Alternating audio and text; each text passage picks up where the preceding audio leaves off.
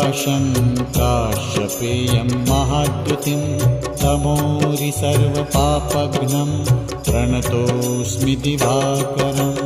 ॐ ह्रां ह्रीं ह्रौं स्वः सूर्याय नमः।